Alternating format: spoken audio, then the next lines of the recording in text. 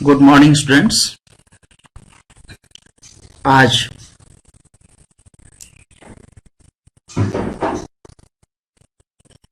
Wind, storm and cyclone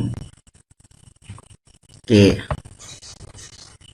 दूसरे session में हम मिल रहे हैं और इस दूसरे सेशन में हम बात करेंगे थंडर स्टॉर्म की, साइक्लोन की, और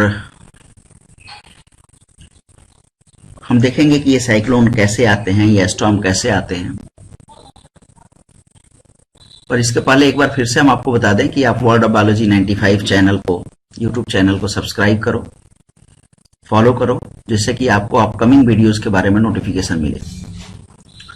इसके अलावा आप वर्ल्ड ऑफ बायोलॉजी 95.wordpress.com को जो है फॉलो कर सकते हो। इसके अलावा अगर आपके पास फेसबुक अकाउंट है तो आप फेसबुक पेज www.facebook.com/RajivRanjan157197 पर विजिट कर सकते हो, जो कि वर्ल्ड ऑफ बायोलॉजी 95 के नाम से ही जो है। और इस पे आपको डिफरेंट बायोलॉजिकल फिनोमिनन के बारे में जो है बहुत सारे वीडियोज और मटेरियल्स मिलेंगे, जिससे कि आप बायोलॉजी के बारे में जो है आपकी इंटरेस्ट बढ़ेगी और आप बायोलॉजिकल वर्ल्ड के बारे में जो है बहुत सारा कुछ जान सकते हो। तो चलो स्टार्ट करते हैं। Thunder storm.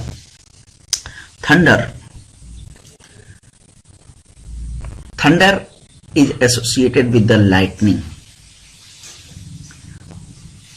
थंडर जो है वो लाइटनिंग से जुड़ा हुआ है टर्म। लाइटनिंग क्या है? एक्चुअली जब क्लाउड जो है, अपोजिट चार्जेस के क्लाउड आपस में जो है टकराते हैं या आपस में जो है उनका कोलिजन होता है, तो जो है एक डिस्चार्ज होता है, इलेक्ट्रिक डिस्चार्ज होता है, जिसके कारण जो है बहुत तेज जो है लाइट प्रोड्यूस होता है और इसके साथ साथ जो है साउंड क्रिएट होता है। इसी प्रोसेस को हम लाइटनिंग कहते हैं। और ये जो लाइटनिंग है ये अगर रेनफॉल के साथ हो रहा है, ठीक है, या रेनफॉल जो है लाइटनिंग के साथ हो रहा है, तो इस कंडीशन को हम थंडर स्टॉर्म कहते हैं। थंडर स्टॉर्म मेनली गर्मियों में होता है और hot and humid tropical areas में होता है, जो कि हमारे इंडिया का मेन क्लाइमेटिक कंडीशन है। होता क्या है, गर्मियों में हवा जो है गर्म होकर के ऊपर की तरफ बढ़ता है और उस हवा में बहुत सारा जो है मॉइस्चर होता है, जो कि वाटर वेपर के फॉर्म में होता है। जब वो ऊपर जाता है तो वाटर वेपर कूल होता है और कूल होने के बाद जो है क्लाउड का फॉर्मेशन होता है, कंडेंस होकर के क्लाउड का फॉर्मेशन होता है। ये क्लाउड्स जो है फर्दर जो है वाटर ड्रॉपलेट्स के फॉर्म में नीचे आते हैं, जिसमें कि रेनफॉल होता है। कभी कभी क्या होता है कि वाटर ड्रॉपलेट के जो है इस ड्रिफ्टिंग के कारण, कभी कभी क्या होता है, चूंकि क्लाउड मूव कर रहे होते हैं तो वाटर ड्रॉपलेट्स में एक ड्रिफ्टिंग होती है, एक मूवमेंट होता है, स्पेसिफिक मूवमेंट होता है, और उस मूवमेंट के कारण जो है इलेक्ट्रिसिटी जो है प्रोड्यूस हो जाती है क्लाउड्स के बीच में, और उस इलेक्ट्रिसिटी के कारण जो है लाइटनिंग और साउंड क्रिएट होता है, और इसे ही हम थंडर स्टॉर्म कहते हैं। यहाँ पे आपको एक थंडर स्टॉर्म दिखाई दे रहा है, ठीक है, ये बिजली चमक रही है। आपको ये भी पता है कि जब इलेक्ट्रिसिटी जो है क्रिएट होती है और लाइटनिंग जब होता है, तो उस कंडीशन में जो है जो बिजली चमकती है वो हमें पहले दिखाई देती है, और जो साउंड जो है प्रोड्यूस होता है वो हमें बाद में सुनाई देता है। ऐसा इसलिए होता है कि लाइट की स्पीड जो है वो फास्टेस्ट होती है और साउंड की स्पीड जो है लाइट के कंपैरिजन में बहुत ही कम होती है। तो इस कारण से जो है हमें लाइट जो है पहले दिखाई देता है और साउंड जो है बाद में सुनाई देता है। ग्लोबल विंड पैटर्न की अगर हम बात करें तो ऑलरेडी हमने जो है इसके पहले वाले वीडियो में भी ग्लोबल विंड पैटर्न की बात की थी, और यहाँ पर भी आप देख लो कि ये इक्वेटर है और इक्वेटर के जो है 30 डिग्री नॉर्थ और 30 डिग्री साउथ से जो है विंड जो है इक्वेटर की तरफ मूव कर रहे हैं। ऐसा इसलिए होता है क्योंकि इक्वेटर पे जो है वर्टिकल लाइट, सनलाइट फॉल करता है, और वर्टिकल सनलाइट फॉल करने के कारण जो है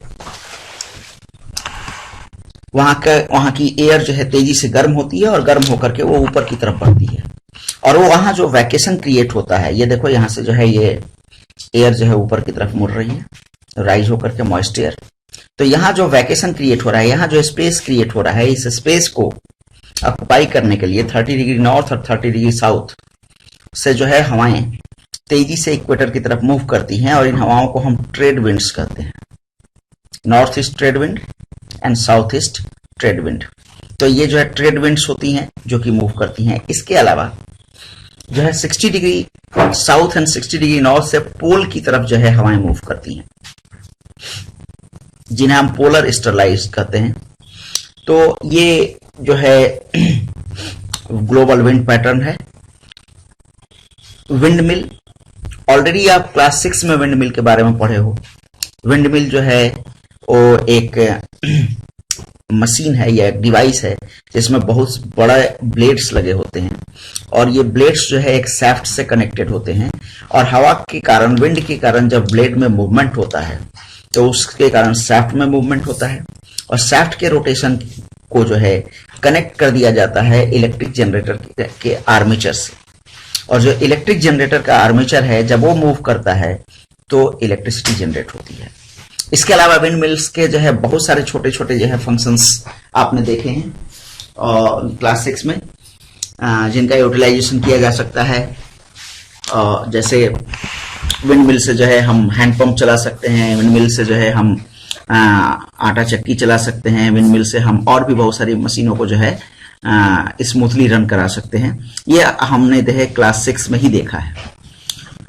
लाइटनिंग जो है एक इलेक्ट्रिक करंट है। थंडर स्टॉर्म के दौरान जो है ये लाइटनिंग प्रोड्यूस होती है।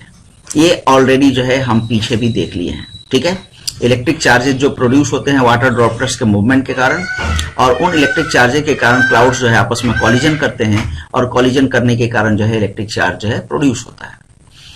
और जो इलेक्ट्रिक चार्ज है इसकी अगर हम बात करें तो जैसे पॉजिटिव चार्जेस जो होते हैं वो प्रोटॉन के फॉर्म में होते हैं at the top of the cloud, और नेगेटिव चार्जेस इलेक्ट्रॉन के फॉर्म में होते हैं at the bottom of the cloud.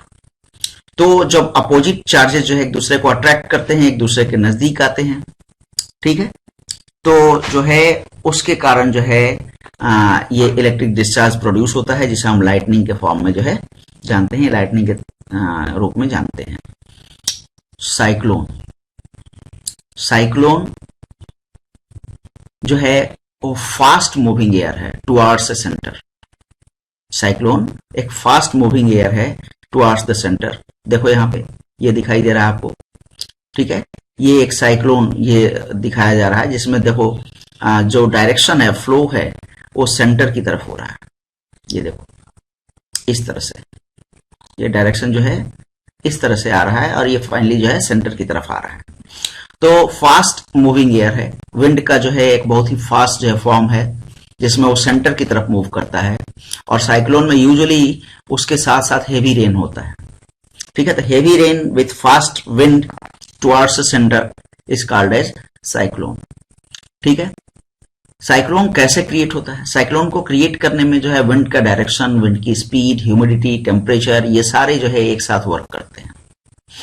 जब वाटर वेपर जो है क्लाउड के फॉर्म में कूल डाउन होता है, ठीक है, तो हीट रिलीज करता है, और ये हीट जो है क्या करता है, क्लाउड के चारों तरफ के एयर को गर्म करता है। देखो कोई भी चीज जब ठंडी होती है ना तो हीट रिलीज करती है, ठीक है। जैसे चाय है, चाय के अंदर का हीट बाहर जाएगा तभी तो चाय ठंडी होगी। इसका मतलब क्या हो रहा है कि चाय जो है हीट रिलीज कर रही है। तो हीट के रिलीज होने के कारण क्लाउड के चारों तरफ का हवा जो है वो गर्म होता है, और ये हवा जो है ऊपर की तरफ उठता है और एक लो प्रेशर जोन क्रिएट करता है। और ये जो लो प्रेशर जोन जो है वो क्विकली जो है फिल किया जाता है कूलर एयर से फ्रॉम द सराउंडिंग, ठीक है। जैसे यहाँ पे अगर हम देखें, चलो देखो यहाँ पे हम आपको दिखा रहे हैं एक पेन से, समझने की कोशिश करो, ठीक है। जैसे मान लो कि ये जो है एरिया है, ये एक एरिया है, और इस एरिया में जो है मूवमेंट बहुत तेजी से सेंटर की तरफ हो रहा है, और क्लाउड जो है वो हीट रिलीज कर रहा है। तो क्लाउड के हीट रिलीज करने के कारण यहाँ ये जो है ये चारों तरफ जो है इस सर्किल के चारों तरफ का जो एयर होगा वो गर्म होगा, और गर्म होकर के ऊपर की तरफ उठेगा। सर्किल के चारों तरफ का एयर क्या होगा, गर्म होकर ऊपर की तरफ उठेगा, ठीक है। तो जब सर्किल के चारों तरफ का एयर ऊपर होकर के ऊपर की तरफ जाएगा, तो इसके बाहर का यानी यहां से एयर, यहां से एयर, यहां से एयर, यानी बाहर की तरफ से सराउंडिंग से एयर जो है इस गैप को फिलअप करने के लिए जो है आएगा। ठीक है, तो मूवमेंट क्या हो गया, एयर का, विंड का मूवमेंट जो है सेंटर की तरफ हो गया। जान दो, मूवमेंट क्या हुआ, सेंटर की तरफ हो गया, क्योंकि यहां से एयर, विंड जो है राइज करके ऊपर की तरफ जा रहा है, और इसको जो है इस वैकेशन को जो है फिलअप करने के लिए, इस लो प्रेशर जोन को फिलअप करने के लिए हवाएं कहां से आ रही हैं, बाहर से जो है चारों तरफ से सेंटर की तरफ आ रही हैं। ठीक है, और इसी सेंटर की तरफ आने के कारण ये जो सर्कुलर फैशन में जो है विंड चल रहा है, इसी के कारण जो है साइक्लोन प्रोड्यूस होता है। साइक्लोन के सेंटर को हम आई कहते हैं, जो लगभग 10 से 15 किलोमीटर तक जो है ऊंचा हो सकता है। ठीक है, और एक रोटेटिंग मास ऑफ एयर के फॉर्म में होता है, इस तरह से। ठीक है, इस तरह से जो है रोटेटिंग मास ऑफ एयर के फॉर्म में जो है साइक्लोन जो है पाया जाता है। ठीक है, तो साइक्लोन जो है वो इस तरह से ऐसे पाया जाएगा। ठीक है ना, इस तरह से ऊपर की तरफ, इस तरह से ऐसे मूवमेंट की तरफ जो है ऊपर की तरफ बढ़ेगा। आई का जो डायमीटर है वो वेरी कर सकता है 10 से 30 किलोमीटर तक। ठीक है, जो आई है वो साइक्लोन का जो है काम एरिया है, यानी वहां बहुत ही शांति होती है, वहां पे बहुत ज्यादा मूवमेंट नहीं होता। लेकिन आई के चारों तरफ जो हवा की जो स्पीड होती है वो लगभग 150 से 250 किलोमीटर पर आवर की होती है। तो जो है आई क्या है, सेंटर ऑफ साइक्लोन है।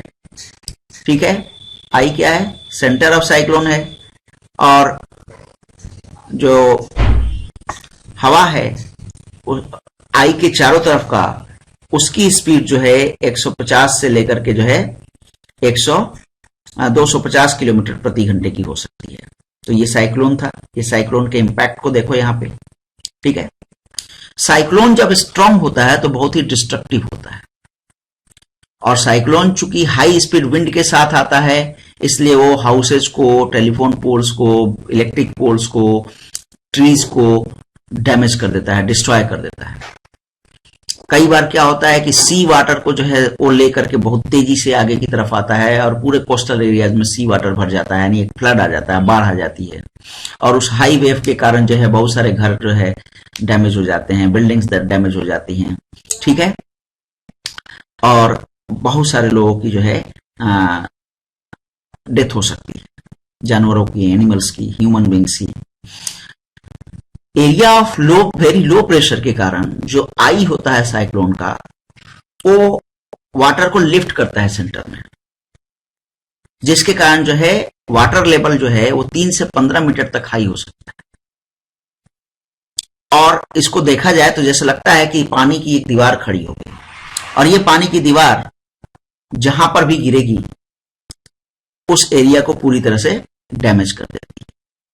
ठीक है, तो जो ईस्टर्न कोस्टल रीजन है अपने इंडिया का, वो जो है ज्यादा वल्नरेबल है साइक्लोन के लिए as compare to the western coast.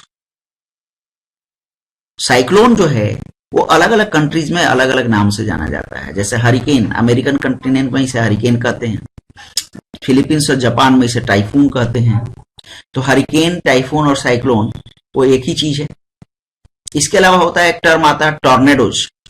Tornadoes जो है वो very fast moving dark cloud in the shape of A funnel. Tornado में क्या होता है कि क्लाउड बहुत तेजी से मूव करता है एक फनल के रूप में, एक कीप के रूप में, और इस जो टॉर्नेडो की जो स्पीड होती है वो लगभग 300 किलोमीटर पर आवर्स तक की जो है बढ़ सकती है। और साइक्लोन के जैसा ही जो है टॉर्नेडो भी डिस्ट्रक्टिव होता है। कई बार क्या होता है कि साइक्लोन के अंदर टॉर्नेडो फॉर्म हो सकता है। हवा के स्पीड को जो है मेजर करने के लिए, विंड के स्पीड को मेजर करने के लिए जिस इंस्ट्रूमेंट का हम यूज करते हैं उसे हम एनीमोमीटर कहते हैं। ठीक है, इफेक्टिव सेफ्टी मेजर्स क्या हो सकते हैं साइक्लोन में या थंडरस्टॉर्म में बचने के लिए? तो हम डिफरेंट जो है सेफ्टी मेजर्स का यूज कर सकते हैं, और इसके लिए जो है गवर्नमेंट और अदर एजेंसीज क्या कर सकती हैं या क्या करती हैं उसको पहले हम देख लें। Cyclone forecast and warning services होती है गवर्नमेंट की। ये एडवांस टेक्नोलॉजी है जो सैटेलाइट के थ्रू जो है इंफॉर्मेशन कलेक्ट करके और फिर जो है हमें 24 टू 40 आवर्स 48 आवर्स एडवांस में बताती है, ठीक है, कि जो है साइक्लोन जो है कब आने वाला है, किस एरिया में आने वाला है, जिससे जो है हम ज्यादा से ज्यादा लोगों को वहां से निकाल के बाहर ले आए, जिससे कि उनके जो है उनको जो है अफेक्टेड होने के चांसेस जो है क्या हो, कम हो जाए। Rapid communication to the government and concern people, government और जो है वहां के लोगों के बीच में कम्युनिकेशन बहुत ही तेज होना चाहिए, क्योंकि समय हमारे पास केवल 24 से 48 घंटे का है और उसी समय में उनको इन्फॉर्म भी करना है, उसी समय में उनको जो है जरूरी सामानों के साथ जो है वहां से अलग भी हटाना है। साइक्लोन शेल्टर्स बनाए जाते हैं साइक्लोन प्रोन एरिया में, ताकि जो है वहां से साइक्लोन अफेक्टेड एरिया से लोगों को निकाल करके वो साइक्लोन सेंटर्स में जो है रखा जा सके और बहुत तेजी से लोगों को सेफर प्लेस की तरफ जो है ले जाया जाए। Action on the part of people, लोगों को क्या करना चाहिए, pay attention to our warning broadcast from time to time, हम जो गवर्नमेंट जो ब्रॉडकास्ट करती है, जो इंफॉर्मेशन जो है प्रोवाइड करती है हमें रेडियो टेलीविजन के माध्यम से, उनको जो है हमें बराबर ध्यान देते रहना चाहिए। साइक्लोन वार्निंग के केस में हमें जो है फूड आइटम्स का और मेडिसिन का जो है स्टॉक रखना चाहिए, ताकि जो है जरूरत पड़ने पर हम उसका यूटिलाइजेशन कर सकें। सेफर प्लेस की तरफ मूव करना चाहिए। अगर फिशरमैन है तो उनको जो है सी में नहीं जाना चाहिए, ओशन में नहीं जाना चाहिए साइक्लोन वार्निंग के दौरान, ठीक है, मछलियों को कैप्चर करने के लिए। दूसरे लोगों को भी जो है हेल्प करना चाहिए और इसके अलावा जो रेस्क्यू टीम है, जो गवर्नमेंट की रेस्क्यू टीम होती है, जो लोगों को बचाने के लिए लगी हुई होती है, उन्हें भी हमें हेल्प करना चाहिए, ठीक है। यहाँ पे एक क्वेश्चन है, you want to buy a house, would you like to buy a house having windows but no ventilators, explain your answer. यानी हम घर खरीदने जा रहे हैं, घर में विंडो तो है लेकिन वेंटिलेटर्स नहीं है। We would not buy a house having windows but not ventilators. क्यों? As there will be no cross ventilation of air inside the room. Fresh cool air entering the room through window gets heated through human and other household activities like breathing, cooking and become lighter. This warm air rises up inside the room. If there is no ventilator near the roof, the warm air will have no passage to leave as the level of window is quite low from the level of warm air. This will increase the room temperature as well as the humidity inside, leading to human discomfort. क्या होगा अगर मान लो कि window है, ventilator नहीं है। आपने देखा होगा कि वेंटिलेटर्स यूजुअली दरवाजे के ऊपर या खिड़कियों के ऊपर लगाए जाते हैं, रूफ के पास। क्यों रूफ वहां लगाए जाते हैं? घर में हम जो डिफरेंट एक्टिविटीज करते हैं, ब्रीथिंग करते हैं, कुकिंग करते हैं या और भी जो है डिफरेंट एक्टिविटीज करते हैं, तो हवा जो होती है वो गर्म हो जाती है, गर्म होकर के ऊपर की तरफ जाएगी, ऊपर की तरफ जाकर के वो वेंटिलेटर से बाहर निकल जाती है। लेकिन अगर हमारे घर में वेंटिलेटर नहीं है तो गर्म हवाएं जो है बाहर नहीं निकलेंगी और अंदर ही जो है गर्मी बहुत ज्यादा बढ़ती चली जाएगी, ठीक है। और इसके कारण जो टेम्परेचर बढ़ेगा रूम का, ह्यूमिडिटी इंक्रीज करेगा और हमें जो है डिस्कम्फर्ट फील होगा। दैट्स वाई हमें ऐसा घर नहीं खरीदना चाहिए जिस घर में विंडो तो हो लेकिन वेंटिलेटर्स ना हो, ठीक है। तो this is all about wind, storm and cyclone, ठीक है। इस वीडियो को आप बार बार देखो और जो है अगर नहीं समझ में आता है तो अपने डाउट्स जो है आप हमसे शेयर करो, ताकि जो है हम उसे क्लैरिफाई कर पाए, ठीक है। Thank you.